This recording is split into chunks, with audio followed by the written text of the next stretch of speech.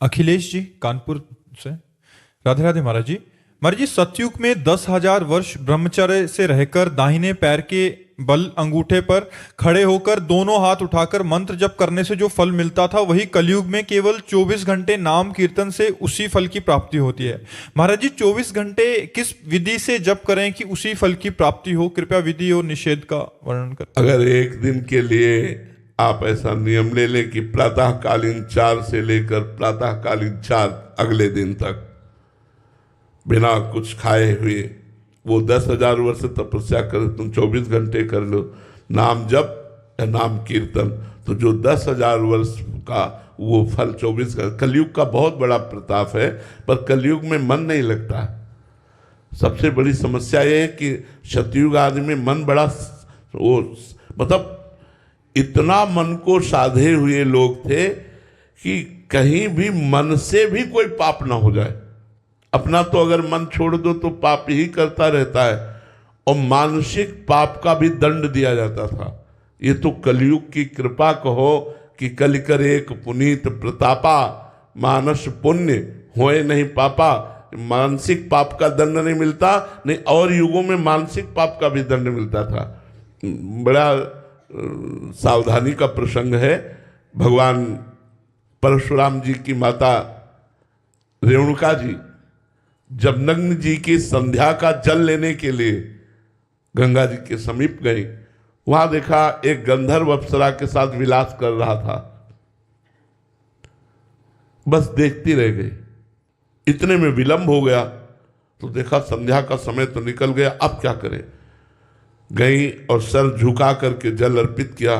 महर्षि जमदग्नि जी ने कहा विलंब का कारण,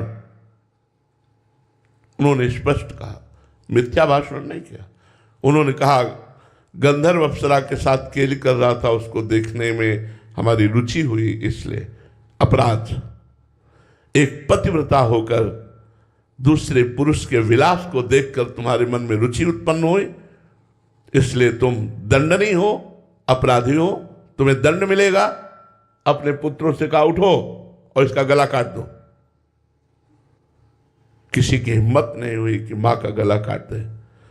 थोड़ी देर में देखा परम ब्रह्मचारी भगवत स्वरूप भगवान परशुराम जी फरसा लिए उपस्थित हुए। हर समय अस्त्र रखते थे। प्रणाम किया। उनका बेटा अपनी मां का गला काट दो। प्रश्न नहीं किया, तुरंत काट दिया। अपने भाइयों का गला काट दो। प्रश्न नहीं किया, तुरंत काट दिया। बोले मैं बहुत प्रसन्न हूं, वरदान मांगो। तो उनका मेरी माँ और भाई पुनः जीवित हो जाए, उनको ये स्मृति भी न रहे कि मैंने वध किया।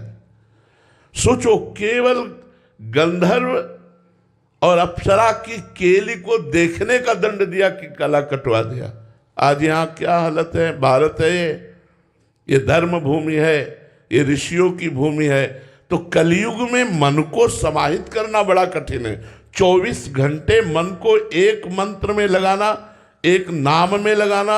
हम तो कहते हैं प्रयास करके देखो, बहुत अच्छी बात है। 24 घंटे न सही 10 घंटे तो लगेगा, आप लगा के देखो। प्रातःकालीन 4 बजे से अनुष्ठान लो। एक दिन भोजन नहीं पाएगा, जल नहीं पिएगा तो कोई मरेगा नहीं। 24 घंटे आज प्रातःकालीन 4 बजे से कल प्रातःकालीन 4 बजे तक मंत्रानुष्ठान। लघु शंका कराए, आचमन किया, पवित्र होकर फिर बैठ गए और जब करके देखो, आतंक मचा देगा। मन बड़ा बदमाश है, बड़ा बदमाश है। एक क्षण में नजारे कहां से कहां ले जाता है। कलयुग में ये सुविधा तो है, लेकिन है बहुत कठिन। मन बड़ा पवित्र है, इसलिए भगवान में नहीं लगता। पूरा जीवन हो गया यार संभालते हुए, फिर भी जरा सा चूक करो तो भगवान का विस्मरण कर बैठता है। संसार के किसी भी दृश्य में राजी हो जाता है। बड़ा विचित्र है। हम तो इसीलिए कहते हैं कि नाम जप करो, अपने कर्तव्य का पालन करो, क्योंकि साधना करके भगवत प्राप्ति करना बहुत कठिन है। वो हम सब लोग देख रहे हैं, अपने लोग देख रहे हैं। आप उचित धर्म पूर्वक विषयों का सेवन करो, नाम जप करो, अपने कर्तव्य का पालन करो, इसी से भगवत प्राप्ति हो जाएगी।